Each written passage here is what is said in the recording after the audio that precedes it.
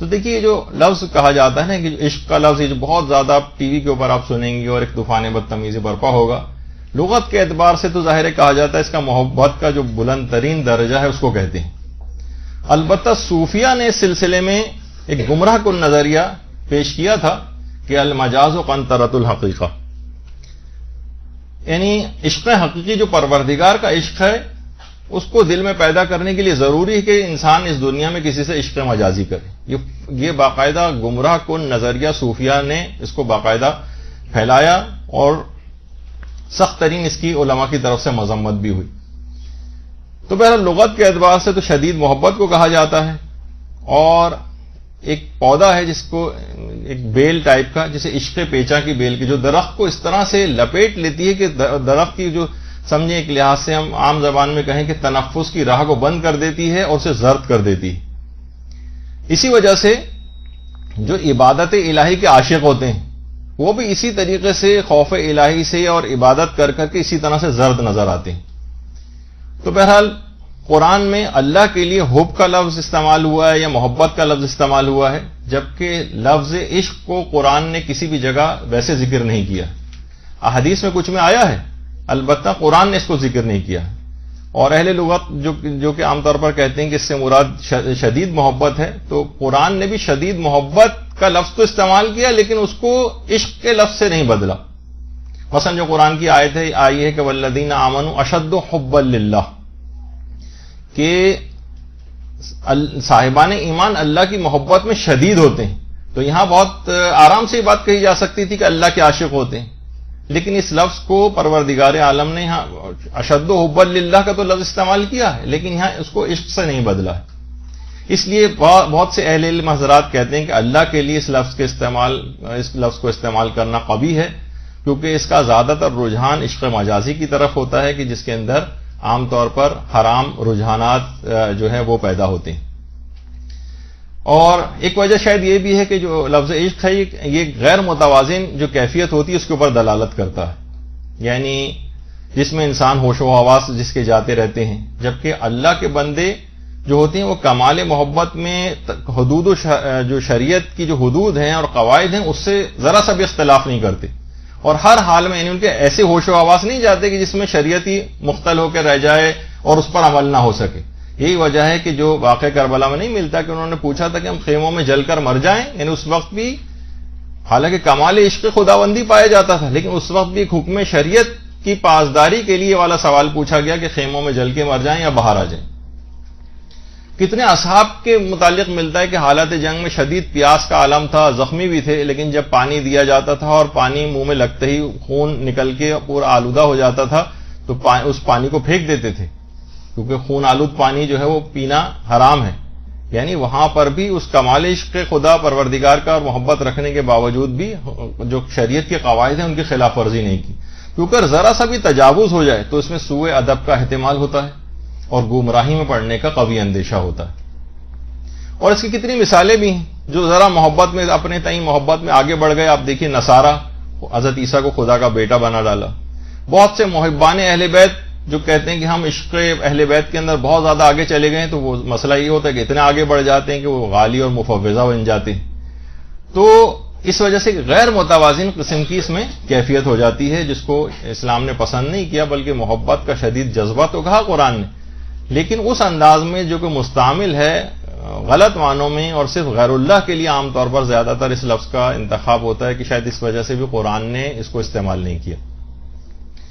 اچھا، اب اس کے بے تحاشا شدید نقصانات بھی. دیکھیے خاص ایک ڈسٹینس محرم اور نامحرم کے درمیان اسلام نے رکھا ہے، اور ان کے درمیان جو توازن ہے اور جو حد فاصل وہ پردہ ہے. ان میں سے اگر کوئی شخص بھی ذرا سا بھی آگے بڑھے گا تو آپ دیکھ رہے ہیں کہ اس میں فوراً اس کا بیلنس آؤٹ ہو جائے گا اور دونوں نیچے گریں گے. تو اسلام نے یہ سمجھیں کہ جس کے اوپر یہ تختہ رکھا ہوا ہے یہ پردے اور حجاب، یہ فقہی قوانین ہیں، یہ جو خاص ڈسٹینس ان کے درمیان رکھا ہے، اگر اس ڈسٹینس کو ذرا سا بھی کوئی کراس کرنے کی کوشش کرے گا اور ایک شخص بھی اس میں آگے بڑھے گا تو اس کا نتیجہ دونوں کی ہلاکت کی صورت میں ہوگا. تو یہ سب چیزیں ایسی ہیں کہ اس سے بے پناہ نقصانات. نوجوانوں کو دیکھ لیں، ان کی پڑھائیاں تباہ و برباد ہو جاتی ہیں، ان کی زندگیاں مختل ہو کے رہ جاتی ہیں. جبھی وہ غالب بھی کہتے تھے کہ عشق نے غالب نکما کر دیا ورنہ ہم بھی آدمی تھے کام کے وغیرہ، جو کہ آپ سنتی ہیں. تو بہرحال ایک مومن کی شان کے خلاف ہے کہ وہ اس طرح سے ان عشق مجازی وغیرہ کے چکروں کے اندر اپنے وقت کو ضائع کرے. دیکھیے اسلام میں ایک حکم ہے جس کو کہا جاتا ہے منافی و مروت کام. اسلام منافی و مروت کاموں سے پرہیز کی ہدایت کرتا ہے. اس پہ پورا ایک الگ سے 2.5-3 گھنٹے کا لیکچر جو ہے وہ ہونا چاہیے کہ منافی و مروت کام کون کون سے ہوتے ہیں. یعنی وہ کام نہ حرام ہوتے ہیں نہ وہ کام مکروہ ہوتے ہیں، البتہ وہ کام ایک مومن کی شان کے خلاف ضرور ہوتے ہیں. جیسے مثال عام طور پہ دی جاتی ہے کہ عالم دین ہے، امامہ ابا قوا پہن کے جا رہا ہے اور کہیں ٹھیلے پہ سے چھولے خرید کے اور اکڑو بیٹھ کے کہیں کھا رہا ہو تو حرام تو نہیں، مکروہ بھی نہیں ہے کسی جگہ لکھا ہوا، لیکن لوگ ہنسیں گے، لوگ کہیں گے تو ان کی شان کے خلاف ہے، انہیں ایسا کام نہیں کرنا چاہیے. مثلا مجھے کسی جگہ آپ دیکھیں گے میں ٹھیلے پہ کھڑے ہو کے کہیں گولا گنڈا مثلا خرید کے کھا رہا ہوں تو آپ کو جو ہے تھوڑا سا کہ ہمیں پڑھانے آتے ہیں یہ بڑے ٹھیک ہے، کوئی آپ ان سے پوچھیں گے حرام ہے کیا مکروہ ہے؟ نہیں، حرام مکروہ نہیں ہے، لیکن ان کی شان نہیں تھی کہ کسی جگہ پڑھاتے ہوں دینی کوئی چیزیں تو یہ اس طرح سے کھڑے ہو کر کھائیں. جب بھی کہا جاتا ہے کہ دیکھیے جو عرفی گناہ ہیں یہ شرعی گناہ سے زیادہ خطرناک سمجھے جاتے ہیں. مثلا آپ دیکھتی ہیں عام لوگوں کے اندر بھی کہ مثلا اگر کوئی لڑکا گانے سن رہا ہو گھر میں، کوئی برا نہیں مانتا، ٹھیک ہے گانے سن رہا ہے، لیکن وہی لڑکا اگر سگریٹ پیتا نظر آئے باپ جو ہے پکڑ کے مارتا ہے اس کو. دیکھا ایک لحاظ سے دیکھا جائے، اب اس کی فقہی بحث میں نہیں جا رہا، عموماً عام طور پر مراجع آپ دیکھتے ہیں کہ بہت سے مجتہدین بھی جو ہے وہ اگر سگریٹ پیتے ہیں تو وہ ایک الگ اس پہ ایک فقہی مسائل ہیں، تو ایک لحاظ سے عام ماحول اور معاشرے میں اس کو کوئی حرام بھی نہیں سمجھا جاتا نہ مکروہ سمجھا جاتا ہے، لیکن اس کے باوجود بھی سگریٹ پینے پہ پٹائی ہوگی. گانا جو صریحاً حرام ہے اس پہ کسی پہ جو بھی نہیں رنگتی، کیونکہ یہ عرفاً اتنا زیادہ چیز مثلا اس انداز سے رائج ہو گئی. کوئی لڑکی مثلا بے پردہ گھومے کچھ بھی نہیں ہوتا، ماں کچھ اس کو نہیں کہتی، لیکن وہی بیٹی اگر چپل سمیت مثلا صوفے کے اوپر چڑھ کے کھڑی ہو جائے فوراً ماں اس کو مارنے کے لیے آ جاتی.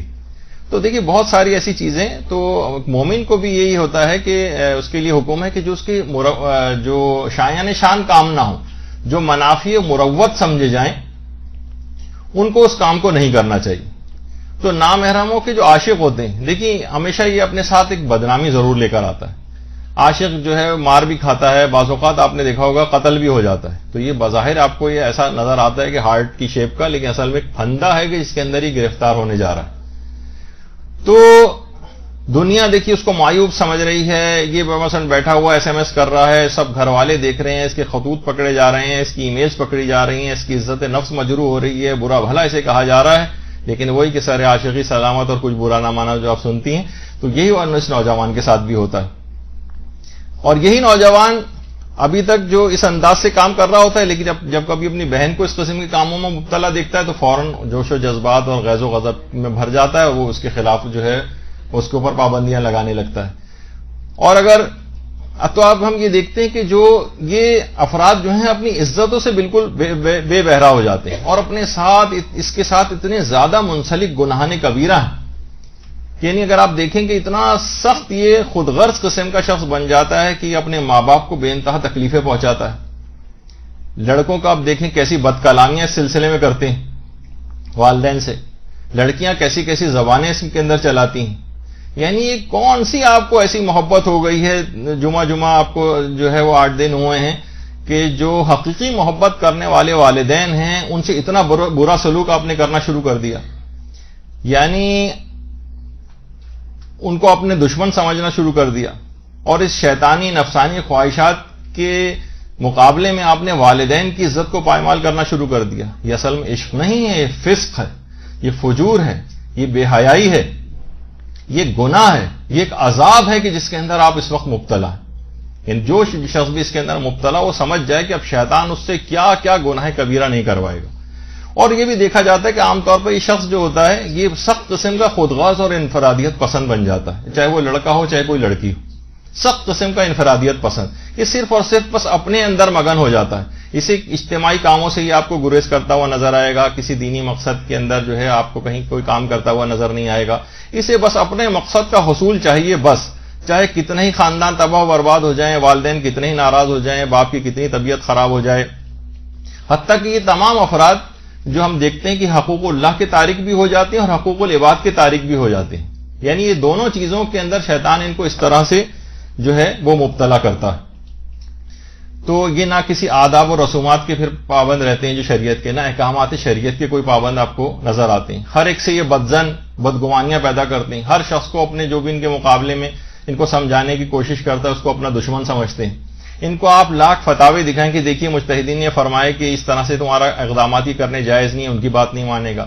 انہیں آپ حدیثیں ساری دکھاتے رہیں، ان کی حدیثیں نہیں سنے گا. مکمل شیطان کے چنگل میں یہ گرفتار ہو جاتا ہے، جس کے دل میں بھی عشق مجازی چیز پیدا ہوتی.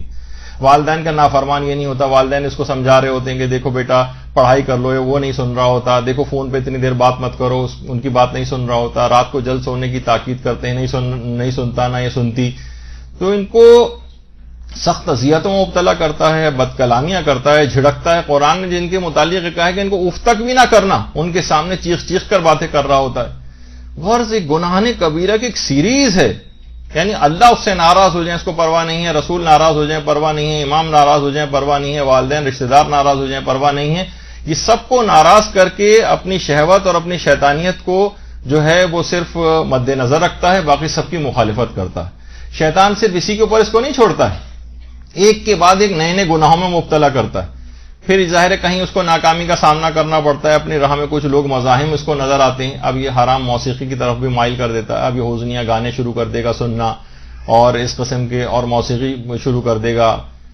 اسی کے اندر اگر اس کو آزادی مل جائے، تھوڑی سی اپورچونیٹیز اس کے پاس اس انداز کی آ جائیں تو مثلا نامحرم کو ہاتھ بھی لگائے گا، بڑے بڑے اس کے بعد گناہوں کے اندر مبتلا ہوگا، حتیٰ کہ زناکاری کی حد تک بھی جو معاملہ چلا جاتا ہے، جو کہ آج کل یہ جو کتنی زیادہ اموات ہو رہی ہیں اس کا سبب یہی روایات کے اندر بتایا گیا ہے. اس کے بعد ناجائز اولادیں، پھر ان کا قتل. یعنی کہاں تک یہ سلسلہ جاتا ہے، جس کو جتنے مواقع ملتے جاتے ہیں شیطان اس میں مبتلا کرتا جاتا ہے. قتل کی حد تک نوبت آ جاتی. خاندانی عزتوں کے جو جنازے جو ہے وہ غیرتوں کے جنازے نکل جاتے. تو اچھا یہ سب جو اس انداز سے اگر یہ اپنا مقصد حاصل بھی کر لیں اور بعض اوقات اس کی اتنے زیادہ گناہوں کو انجام دینے کے بعد یہ شادی بھی کر لیں آپس میں، تب بھی ہم دیکھتے ہیں کہ آئندہ آنے والی زندگی میں رشتہ داروں کی نگاہ میں ان کی کوئی عزت نہیں ہوتی. ٹھیک ہے خاموش ہو جائیں گے رشتہ دار، لیکن اس کے بعد بھی بعد میں ان کی آپس میں زیادہ تر شادیاں بھی اس کے بعد ناکامی ہوتی ہیں، ناکام ہو جاتی ہیں ان کی شادی. زیادہ تر آپ کو پتا ہے کہ ظاہر ہے اس قسم کی چیزوں میں تو پھر رشتہ دار اور والدین بھی ساتھ نہیں دیتے، نہ ان کی کوئی مدد ساتھ ہوتی ہے، نہ ان کی دعا ساتھ ہوتی ہے. کہتے ہیں اب خود بھگتو، تم نے کیا ہے تو یہ دھتکارے ہوئے سی زندگی گزارتے ہیں. اور صرف یہیں تک معاملہ رکتا نہیں ہے، بلکہ ان کے جو عشق مجازی ہے اس کے برے اثرات نسلوں پر بھی محیط ہو جاتے ہیں.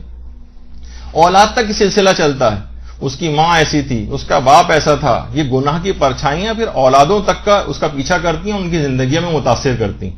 یہ جو لڑکی جو آج اس طرح سے مشہور ہو جاتی ہے عشق و عاشقی کے چکر میں، اور پھر اس کے بعد اس کی اپنی بہنوں کی شادیاں مشکل ہو جاتی ہیں. حتیٰ کہ اس کے نتیجے میں لوگ کتنے ایسے ہیں جو غیر مذاہب میں شادیاں کر لیتے ہیں. بہت سے لوگ کافروں سے، ہندوؤں کے ساتھ لڑکیاں مثلا شادیاں کر لیں، اس کے بعد سوچی کہ کیسی ان کی زندگی. یا مثلا مسلمانوں میں بھی جو دیگر مسالک ہیں اس کے چکر میں آ کر وہاں شادیاں کر لیں، ان کے بعد کی اولادیں کنفیوز رہتی ہیں. جو محب اہل بیت بننے والے تھے وہ کسی دوسرے راہوں پہ نکل جاتے ہیں. کہ غرض ایسے ہزاروں مفاسد ہیں اور ایسے نقصانات ہیں کہ جو نسلوں پر محیط ہو جاتے ہیں. تو کتنی ہی صفات بد اس عشق مجازی کی وجہ سے نوجوان لڑکے اور لڑکیوں کے اندر پیدا ہوتی سے کتنے اثرات ہیں کہ اتنی گناہنے کبیرہ کا مجموعہ لیے ہوئے ہے اپنے اندر کہ اس کے اندر کوئی خیر نہیں. جبھی اسلام نے اس کو حرام قرار دیا، جیسے کہ ابھی آگے چل کے آپ کی خدمت میں کچھ فتاوے بھی آنے والے ہیں.